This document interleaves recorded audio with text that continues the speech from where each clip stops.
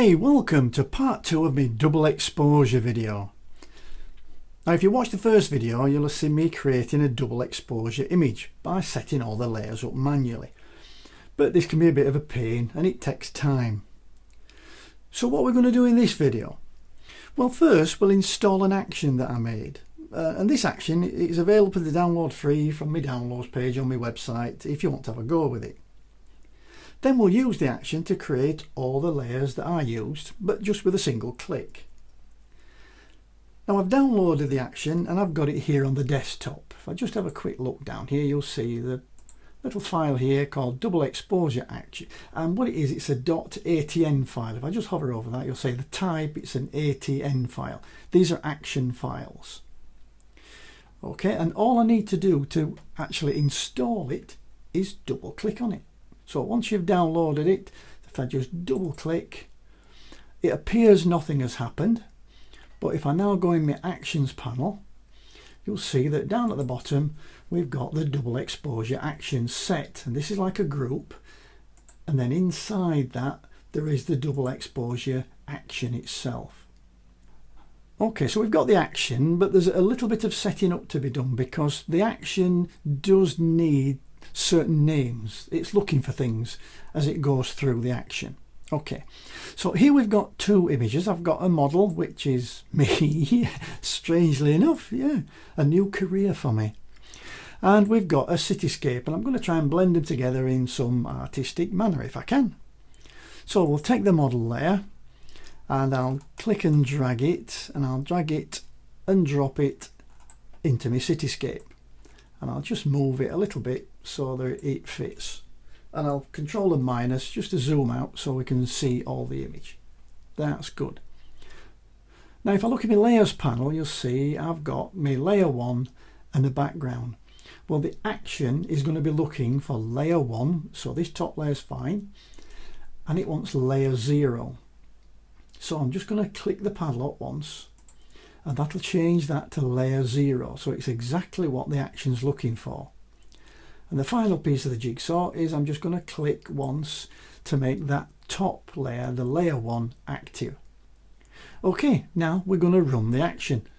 So I'll go into my actions panel.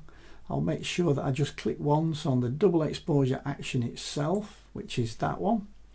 And then down at the bottom there's a little arrow here, and this is play selection, which means run the action. So if I click on that, it gives me some instructions. Make sure you've got a layered Photoshop document, which we have. Layers must be called layer 0 and layer 1, with layer 1 at the top. We've done that. Click on layer 1 to make it active, and we've done that as well. And then click the continue button. Well, we haven't done that yet, so let's do it now. And if I look now in my layers panel, you'll see that it's put all the layers all in the right place, and it's lifted both the images and put them into the actual groups. So if I close this bottom image group, you'll see that the bottom image is actually in that group, which is what we want. And it's set all the blend modes up. So the initial image, well, I think it looks pretty good as it is. But okay, let's see what else we can do. Well, first I've still got a little bit of a gap here at the top. So I'll click on layer 1, and I'll just use the up arrow key just to zip that up a few pixels so it fills that hole in. There we go, that looks a bit better. Yeah, actually I quite like how these braces are looking a little bit against the skyline. So yeah, I'm quite liking that. So I think I'll leave it, but I could transform it to make it a little bit bigger or make it smaller, but I think I'm going to leave it as it is. I quite like that. So now I'll just play about with the colours. This is where you can get creative with your images. So the top layer, which is the top image, which is my model image, what colour should we do for this? Well, let's go for a cyany sort of colour. Don't know why, I'm just going along as I go here. So we've got 100% cyan. Okay, that don't look bad, but let's just cool it off a little bit. Maybe take it up somewhere there. Yeah, I quite like that. Okay, I'm going to click OK. I'll look at the colour of the bottom layer now, which is my cityscape. So I'll double click on that. Let's have a go at, let's say, we'll try a bit of yellow. So we'll go and we'll put 100 in the yellow. Actually, that's not looking bad, but it's probably, let's just see where we go, see if we can take it off a little bit, maybe take it towards more warm tones. Now take it back a little bit. Okay. I'm quite happy with that. I think that's pretty cool. And then you can play around with all the other things. We can have a look at the tonal range. So with the black and white and the levels, we can play around with them. So we'll go with, let's say, the levels.